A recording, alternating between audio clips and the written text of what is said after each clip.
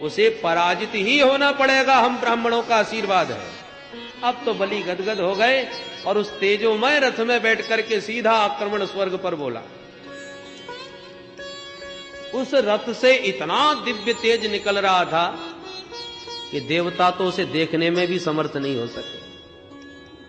अपने गुरुदेव श्री बृहस्पति जी से कहा, गुरुदेव इतना तेज बलि में? बृहस्पति जी ने ध्यान लगा के कहा, देवताओं इस समय बलि का सामना त्रिभुवन में कोई नहीं कर सकता, क्योंकि ब्राह्मणों का तप इसके साथ है। भला इसी में है कि भाग जाओ। तब तो सब स्वर्ग सिंहासन छोड़ करके देवता भाग गए और बलि का आधिपत्य स्वर्ग पर हो गया। शुक्राचार्य जी ने कहा, देखा बलि, अब एक काम और करो जल्दी से। क्या? बोले भाई अपना बहुमत सिद्ध कर लो, फिर तुम्हें इस गद्दी से कोई हटा नहीं सकता। कैसे? बोले इस इंद्र की गद्दी पर वही बैठता है जो 100 यज्ञ करता है, वही शतक्रतु बनता है। तुम भी 100 यज्ञ कर दो। ठीक है गुरुदेव। नर्मदा नदी के तट पर एक के बाद एक यज्ञ प्रारंभ कर दिए बलि ने। उधर देव माता अदिति बिचारी दुखी, मेरे बच्चे भटक रहे हैं दर दर। कश्यप जी ने कहा, देवी तुम्हें एक व्रत करना होगा। कौन सा महाराज? फाल्गुन श्यामले पक्षे द्वादशाहम पयोवृतः। फाल्गुन मास में शुक्ल पक्ष में किया जाता है। 12 दिन तक मात्र दुग्धाहार करके नारायण की उपासना की जाती है। इस पयोव्रत का तुमने ठीक से पालन किया तो तुम्हारा मनोरथ सिद्ध होगा। तब तो अदिति मैया ने पयोव्रत का पालन प्रारंभ किया। पयोव्रत के प्रभाव से प्रभु प्रसन्न हुए, अदिति मां के गर्भ में पधारे। कालांतर में भादों का महीना आया, शुक्ल पक्ष आया, द्वादशी तिथि आई, अभिजित मुहूर्त आया। मध्याह्न 12 बजे अदिति मां के गर्भ से भगवान वामन का प्रादुर्भाव हुआ। बोल वामन भगवान की। तम बटुम वामनम दृष्ट्वा मोदमाना महर्षयः कर्माणि कारयामासु पुरस्कृत्य प्रजापति। वामन भगवान के बटुक भगवान, मात्र वामन अंगुल के, जो देखे वही मुग्ध हो जाए। देवताओं के आनंद का पारावार नहीं और ब्राह्मण अति प्रसन्न। ऋषि कुल में प्रभु का प्राकट्य हुआ है। सभी ने मिलकर के वामन भगवान का बहुत सुंदर यज्ञोपवीत संपन्न किया। ब्राह्मणों का सर्वश्रेष्ठ संस्कार है यज्ञोपवीत। जिसका यज्ञोपवीत संस्कार विधिवत नहीं हुआ वह द्विज कहलाने का अधिकारी नहीं होता। दूसरा जन्म जिसका हुआ हो वही द्विज। तो संस्कारात् द्विज उच्यते। तो वामन भगवान का जब यज्ञोपवीत संस्कार हुआ, स्वयं विधाता ब्रह्मा जी ने प्रकट होकर के अपना कमंडलू वामन भगवान को दिया। अदिति मैया ने लंगोटी पहनाई, कश्यप जी ने मेखला पहनाई, सरस्वती मैया ने रुद्राक्ष की माला भेंट करी, भूदेवी ने चरण पादुका भेंट करी, आकाश ने छत्र भेंट किया, कुबेर ने भिक्षा का पात्र दिया, अन्नपूर्णा मैया पार्वती ने भिक्षा प्रदान करी, बृहस्पति जी ने गायत्री मंत्र फूंक करके यज्ञोपवीत धारण कराया। भिक्षा में जो भी कुछ मिला वो वामन भगवान ने गुरुदेव को दिया, श्री बृहस्पति जी को। बृहस्पति जी मुस्कुरा के बोले, वामन जी हमें तो आपसे भिक्षा में त्रैलोक्य की संपदा चाहिए। गुरुदेव ये त्रिलोकी का वैभव मुझे दान कौन करेगा? बोले जाइए बलि के पास, इस समय तीनों लोकों का राजा वही है, नर्मदा तट पर यज्ञ कर रहा है। जो आज्ञा गुरुदेव। वामन भगवान चल पड़े। छोटे छोटे चरणों में छोटी छोटी पादुका चटपट करते चले जा रहे हैं। एक हाथ में कमंडलू, एक हाथ में छाता। जैसे ही बलि के यज्ञ स्थल में पहुंचे, यज्ञ करते बलि ने जब दूर से नन्हे से वामन अंगुल के बौने से भगवान को आते देखा तो स्तब्ध रह गया। ऐसा लगा जैसे साक्षात भगवान सूर्य बाल रूप में प्रकट हो गए। प्रभावित हुए बिना नहीं रह सका, तुरंत खड़ा हो गया, और यज्ञ के समस्त ऋत्विज ब्राह्मणों को साथ में लेकर के स्वागत में आगे बढ़ गया। भगवान को प्रणाम करने लगा। स्वागतम ते नमस्तुभ्यम ब्रह्मण किं करवामते ब्रह्मर्षीणां तपः साक्षात् मन्ये त्वार्य वपुधरम्। सुस्वागतम नमस्तुभ्यम। स्वागत है महाराज आपका, आपको प्रणाम करता हूं। आपको देखकर लगता है जैसे ब्रह्मर्षियों का मूर्तिमंत तेज मेरे सामने खड़ा है। अद्यनः पितरस्तृप्ता अद्यनः पावितम कुलम। मेरे तो पितर तृप्त हो गए आज, मेरा तो कुल पावन हो गया आज। यद भवान आगतो ग्रहान, जो आप स्वयं चल करके मेरे घर पधारे। अब कहिए मैं आपकी क्या सेवा करूं? जो भी इच्छा लेके आए हो निसंकोच बताइएगा महाराज।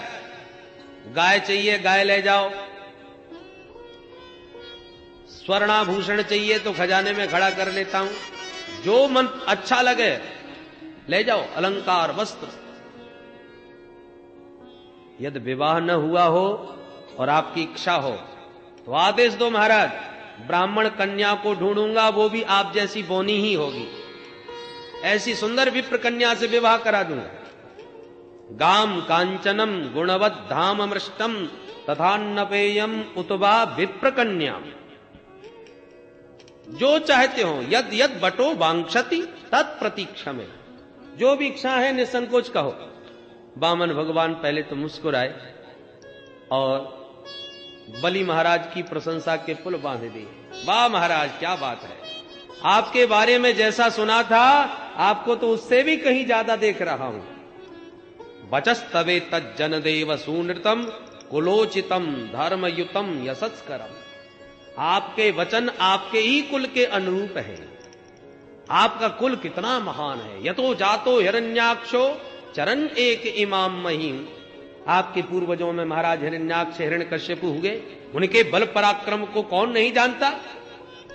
उनके बेटा प्रहलाद ने तो चमत्कार कर दिया, खंबे से ही नारायण को प्रकट करके दिखा दिया। प्रहलाद के बेटा विरोचन का भी क्या कहने महाराज, सर्वस्व ब्राह्मणों का सर्वस्व धन अपना ब्राह्मणों को लुटा दिया। परंतु ऐसे उच्च कुल में बलि तुमने भी कोई कसर नहीं छोड़ी। इतनी ब्राह्मण भक्ति। बलि ने हाथ जोड़ के कहा महाराज अब रहने दीजिए, सब आप ब्राह्मणों का ही आशीर्वाद है। अब तो आप आदेश दीजिए, मेरे लिए क्या आज्ञा है। भगवान बोले राजन, यदि तुम जैसा उदार कोई दानी नहीं तो मेरे जैसा भी कोई संतोषी ब्राह्मण नहीं। अपने राम को कुछ नहीं चाहिए, पर मैं जानता हूं तुम दिए बिना मानने वाले नहीं, इसलिए पदानी त्रीण दैत्येन्द्र सम्मतानि पदा मम। आप तो मात्र मेरे इन छोटे छोटे पैरों से 3 चरण भूमि नाप करके दे दीजिए, बस संतोषी ब्राह्मण इतने में प्रसन्न। बलि अट्टहास करके हंसा, अरे ब्राह्मण तूने कैसी कैसी बातें बनाई कि मेरा तो मन ही मोह लिया। इतनी इतनी लंबी चौड़ी हमारे पूर्वजों की महिमा गाई और मांगने के नाम पर बच्चों जैसी बात कर रहा है। अहो ब्राह्मण दायाद वाचस्ते वृद्ध सम्मता त्वं बालो बालिशमति ही स्वार्थम प्रत्यबुध हो था। तू बातें तो बुढ़ों जैसी करता है, पर मांगते समय तूने बिल्कुल जैसी काया बोनी वैसी अकल भी तेरी बोनी मालूम पड़ी। वाचस्ते वृद्ध सम्मता त्वं बालः बालिशमति ही, ये बचकानी बात करते हो। अरे इस बलि के सामने हाथ जिसने पसारा मांगने को, जीवन में कभी हाथ दोबारा नहीं पसारना पड़ता। दोबारा मांगो और सोच विचार के मांगो। भगवान बोले देखो असंतोषी ब्राह्मण का पतन हो जाता है। जब हमारा इतने से धन से निर्वाह हो सकता है तो अनावश्यक दान लेके क्या करेंगे हम। मालूम है दान लेने से ब्रह्म तेज क्षीण होता है, इसलिए जितने में निर्वाह हो सके उतना ही लेना चाहिए। यदक्षयोपपन्नेन संतुष्टो वर्तते सुखम। जितना मिल जाए उतने में प्रसन्न रहे ब्राह्मण, उससे उसे परम शांति और सुख की प्राप्ति होती है। यदृक्षा लाभ तुष्टस्य तेजो विप्रस्य वर्धते।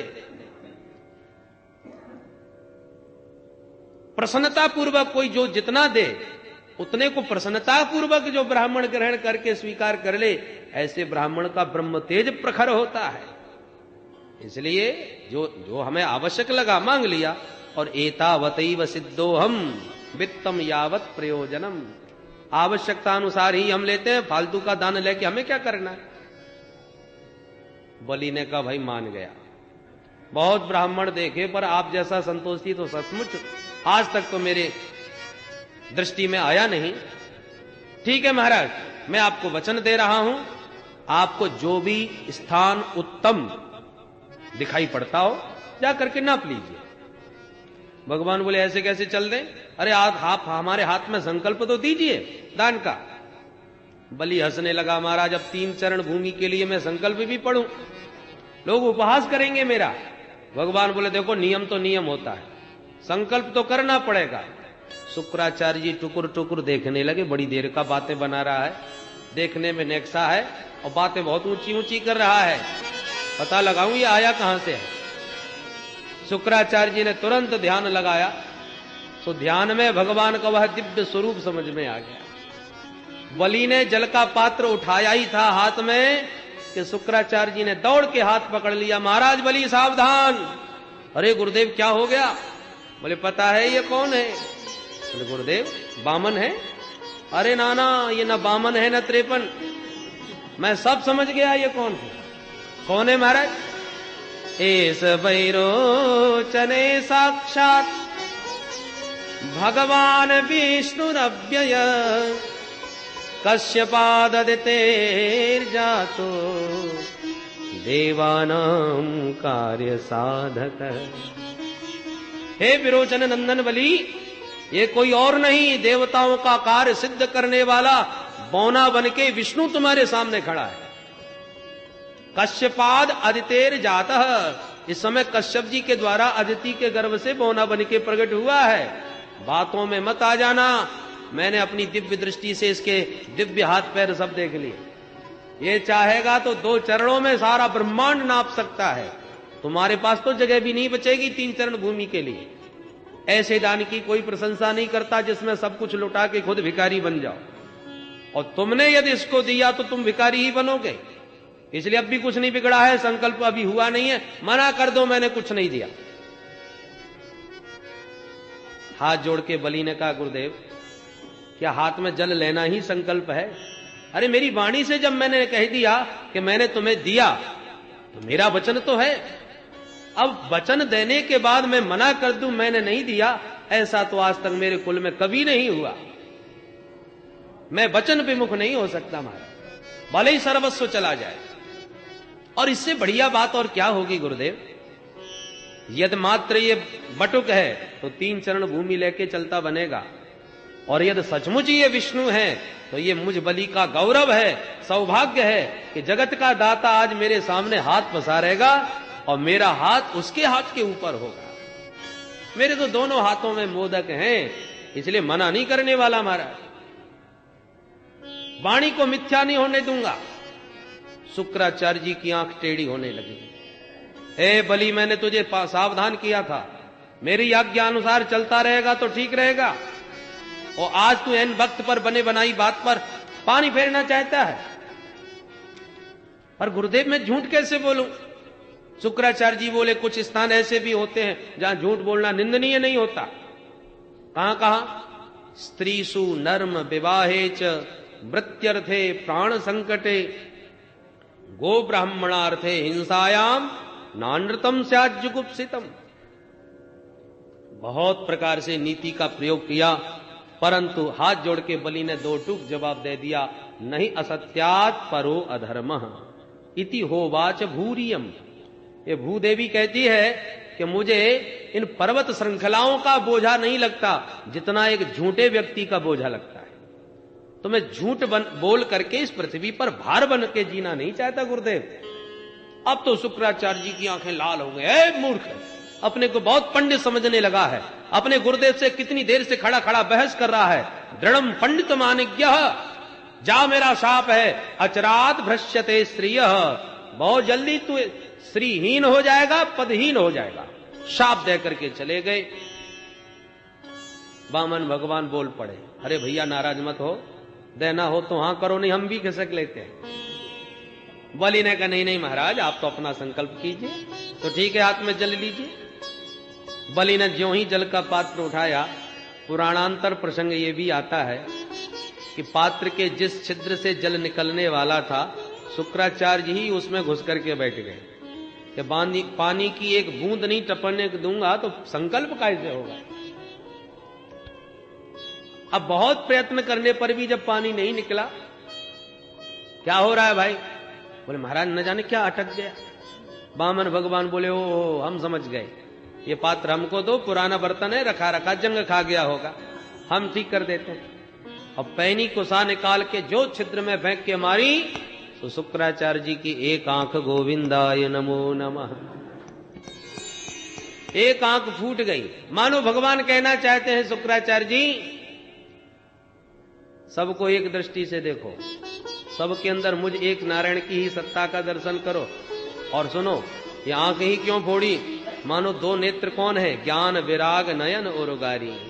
भगवान कहते हैं तुम्हारी एक आंख तो बहुत बढ़िया है महाराज। कौन सी? बोले ज्ञान की। कि मुझ नारायण ने अपने आप को कितना छुपाने का प्रयास किया, फिर भी बाबा तुम्हारी आंख से हम छुप नहीं सके, इसका मतलब तुम्हारी आंख बड़ी पैनी है। तो धन्य है वो दृष्टि जो नारायण को जान ले। तो ज्ञान की दृष्टि तो तुम्हारी बड़ी पारखी है, बड़ी पैनी है, पर वैरागी की आंख में जरा मोह का मोतियाबिंद चढ़ रहा है, इसलिए लाओ हम ऑपरेशन कर देते हैं। तो वैरागी की आंख जो कमजोर थी उसे भगवान ने मानो ठीक कर दिया। जल ज्यों ही हाथ में आया, भगवान ने संकल्प पढ़ा और संकल्प पूर्ण होते ही भगवान का तुरंत विराट रूप प्रकट हो गया। बोल विराट भगवान की। भगवान के उस दिव्य विराट रूप को देख करके स्तब्ध रह गए महाराज बलि। भगवान बोले बलि अब देखो हमारा नापना। सो एक चरण नीचे को बढ़ाते हुए अतल वितल सुतल तलातल महातल रसातल और पाताल में जा पहुंचा। सातों लोक नाप डाले। दूसरा चरण ऊपर को उठा तो भू भुवा स्व मह जन तप और सत्यलोक। अरे सत्यलोक को भी पार करके ब्रह्मांड कटाह में छिद्र कर दिया। ब्रह्मांड फूट गया। ब्रह्मांड के बाहर की चिन्मयी धारा उस ब्रह्मांड छिद्र से विवर में प्रविष्ट हो गई और जैसी वह जलधारा भगवान के चरणों को धोती हुई नीचे गिरी तो ब्रह्मलोक में ब्रह्मा जी ने अपने कमंडलू में वो भगवान का चरणोदक धारण कर लिया। वही चरणोदक ब्रह्मा जी के कमंडलू से फिर नीचे की ओर बढ़ा तो ध्रुवलोक में, सप्तऋषि मंडल में, चंद्र मंडल में होता हुआ स्वर्ग मंडल में आ गया। स्वर्ग में आके जलधारा के 4 विभाग हुए, सीता, अलकनंदा, चक्षु और भद्रा।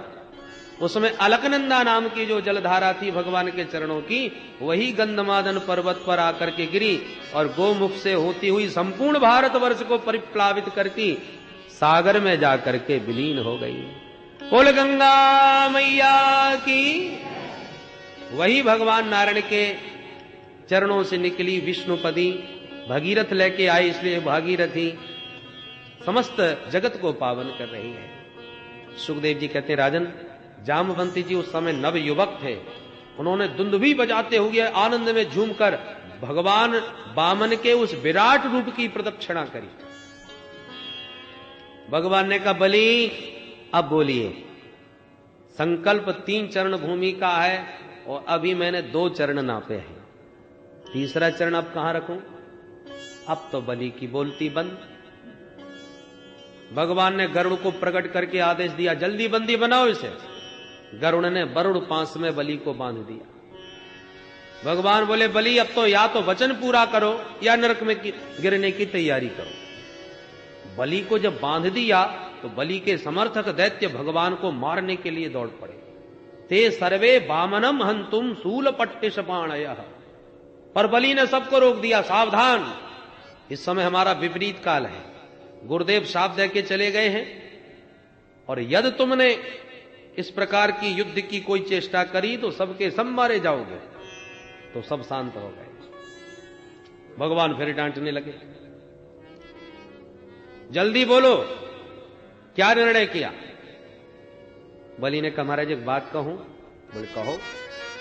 बोले ये बताओ धन बड़ा होता है कि धनवान? भगवान बोले बड़ा तो धनवान होता है बलि ने कहा सरकार तो 2 चरणों में अभी मेरा धन ही धन तो आपने नापा है, मैं धनवान तो अभी अलग खड़ा हूं, इसलिए अब कृपा करके ये 3रा चरण मेरे माथे पर रखकर मुझ दाता को भी स्वीकार कर लीजिए। पदम तृतीयम पुरुषेष्ण में निजम। वामन भगवान प्रसन्न हो गए और अपना दिव्य पादारविंद बलि के मस्तिष्क पर रख दिया और बोले बलि धन्य हो, मैंने तुम्हारा सर्वस्व छीन लिया, तुम्हें बांध भी दिया, तुम्हें डांट भी दिया, और इसके बाद भी तुमने अपना धैर्य और धर्म को नहीं छोड़ा।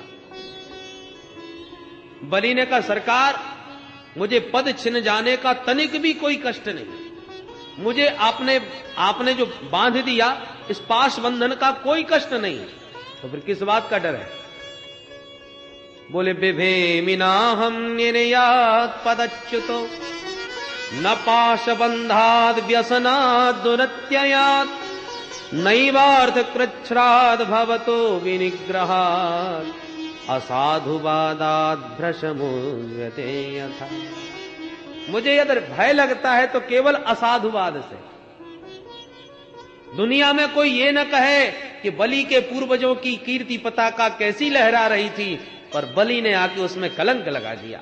एक ब्राह्मण को 3 चरण भूमि का दान भी नहीं कर सका। इस अपकीर्ति की कालिमा के कलंक से मुझे बहुत डर लगता है। तब तो प्रहलाद जी प्रकट हो गए, भगवान की स्तुति करके बोले प्रभु आप ही देते हो और आप ही ले लेते हो, आपका देना भी निराला और लेना भी विचित्र, कब किसको कहां से कहां पहुंचा दें। मस कहीं करें बिरंची प्रभु अजय मसकते ही, कभी ब्रह्मा तक बना करके बैठा दें और कभी मच्छर से भी गया बीता बना दें, सर्व समर्थ हैं आप। बलि की पत्नी ने भी भगवान की स्तुति करते हुए कहा प्रभु ये सारा संसार आपका क्रीड़ा स्थल है, क्रीडार्थमात्मन इदम त्रिजगत कृतम ते स्वाम्यम तो तत्र कुधियो पर सकुनियो। पर आपके इस क्रीड़ा के मैदान पर हमारे स्वामी जी ने कब्जा कर लिया, वो अपने को त्रिलोकी का नाथ समझ बैठे। आपने तो केवल मेरे स्वामी जी की उसी कुबुद्धि का हरण किया है, अन्यथा ये मालिक तो पहले भी जगत के आप ही थे और आज भी आप ही हो, इसमें हमारा क्या ले लिया आपने। भगवान बड़े प्रसन्न हुए, ब्रह्मा जी भी प्रकट हो गए। ब्रह्मा जी ने कहा महाराज एक बात समझ में नहीं आ रही। क्या समझ में नहीं आ रही? प्रभु जो आपको तुलसी दल चढ़ा दे, कमल दल चढ़ा दे, उसे तो आप सर्वस्व दे डालते हो, और जिस बेचारे बलि ने अपना सर्वस्व आपको दे डाला उसे आपने उल्टे बांध के पटक दिया। ये क्या मतलब हुआ? भगवान हंस करके बोले ब्रह्मा जी ब्रह्मन यमनुगृहणामि तद्विशो विधुनोम्य हम यन्मदः पुरुषः स्तब्धो लोकम माम चावमन्यते। ब्रह्मा जी ये मेरा स्वभाव है, जिस पर मैं हृदय से अनुग्रह करना चाहता हूं पहले उसका अभिमान तोड़ता हूं। यदि वो धनाभिमानी है तो धन छीन लूं, पदाभिमानी है तो पद छीन लूं, उसकी जहां जहां आसक्ति बढ़ेगी मैं वही वस्तु उससे छीनता जाऊंगा। जब उसकी आसक्ति के सारे पात्र छिन जाते हैं तब वो विकल हो जाता है, परेशान हो जाता है, संतों के शरण में आता है, महाराज जहां हाथ मारता हूं वहीं घाटा हो जाता है, बड़ा तंग हूं, न जाने कैसे ग्रह चल रहे हैं, बड़ा परेशान हूं। सोई महात्मा मेरा भजन और मेरा नाम उसको बता देते हैं, तब उसे बाध्य होकर के मेरी शरण में आना ही पड़ता है। क्योंकि उत्तम कुल में जन्म हो जाना, किसी को अपने उत्तम कुल का अभिमान होता है, किसी को अवस्था का, किसी को अपने कर्मों का अभिमान होता है, किसी को अपनी विद्या का अभिमान होता है। जन्म कर्म वयो रूप विद्यैश्वर्य धनाधि यद्यस्य न भवे स्तंभ तत्रायम मदनुग्रह।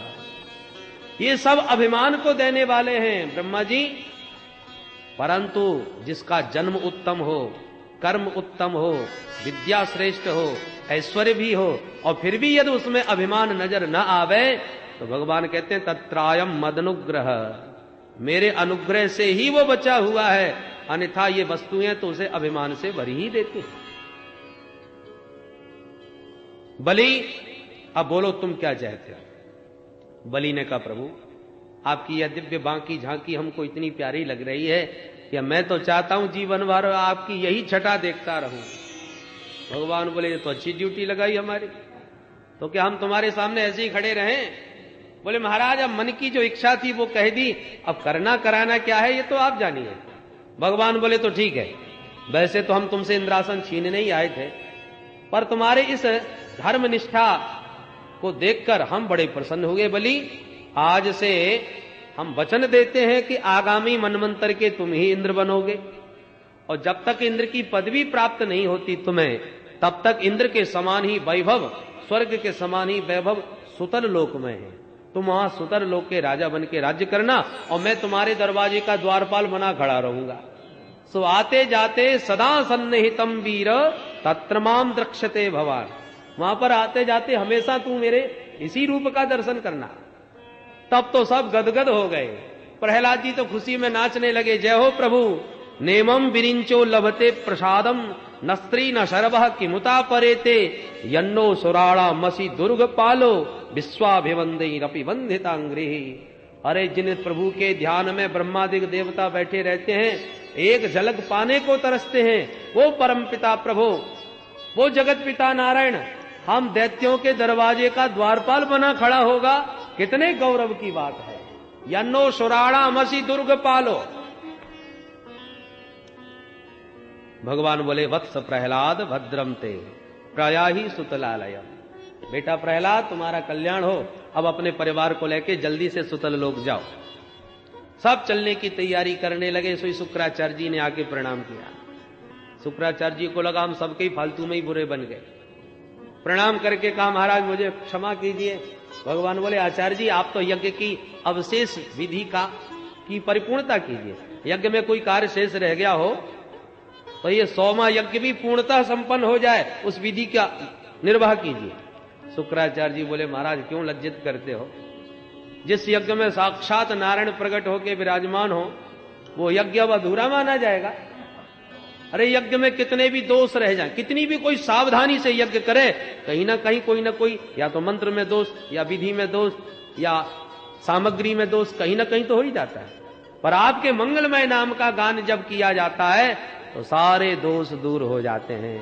मंत्रतस् तंत्रतस् छिद्रम देश कालार्ह वस्तुतः सर्वम करोति निश्छिद्रम नाम संकीर्तनम तव। यहां तो आप प्रत्यक्ष विराजमान हैं। इस प्रकार से भगवान समस्त परिकर के साथ सुतल लोक में प्रविष्ट हो गए। नारद जी ने जब ये समाचार लक्ष्मी मैया जी को सुनाया, तब लक्ष्मी जी बहन बन के आई बलि की, और बलि के हाथ में राखी बांध करके अपने स्वामी जी को पुनः वापस लेकर के गई। वो लक्ष्मी नारायण भगवान की, वामन भगवान की। इंद्र के छोटे भाई बन के आए थे वामन भगवान, इसलिए दूसरा नाम उपेंद्र भी है। सुखदेव जी कहते हैं परीक्षित, एक मनवंतर में भगवान ने सत्यव्रत मनु की प्रलय पर्यंत रक्षा करने के लिए मत्स्यावतार भी धारण किया था।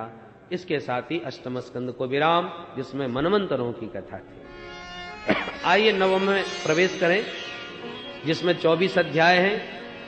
12 अध्यायों में सूर्यवंश, जिसमें आए श्री राम जी, और बाद में 12 अध्यायों में चंद्रवंश, जिसमें आए श्याम जी। तो आइए पहले सूर्यवंश के राम जी की चर्चा करें, क्योंकि राम चरित्र परम पवित्र और कृष्ण चरित्र महाविचित्र। तो योगेश्वरेश्वर श्री कृष्ण की चर्चा बाद में, पहले आइए मर्यादा पुरुषोत्तम श्री रामभद्र की चर्चा करेंगे। मधुर मधुर नाम सीताराम सीताराम, मधुर मधुर नाम सीताराम सीताराम, मधुर मधुर नाम सीताराम सीताराम, मधुर मधुर नाम सीताराम सीताराम, मधुर मधुर नाम सीताराम सीताराम, मधुर मधुर नाम सीताराम सीताराम, मधुर मधुर नाम सीताराम सीताराम, मधुर मधुर नाम सीताराम सीताराम, मधुर मधुर नाम सीताराम सीताराम, मधुर मधुर नाम सीताराम सीताराम, मंगल भावन अमंगल हारी, मंगल भवन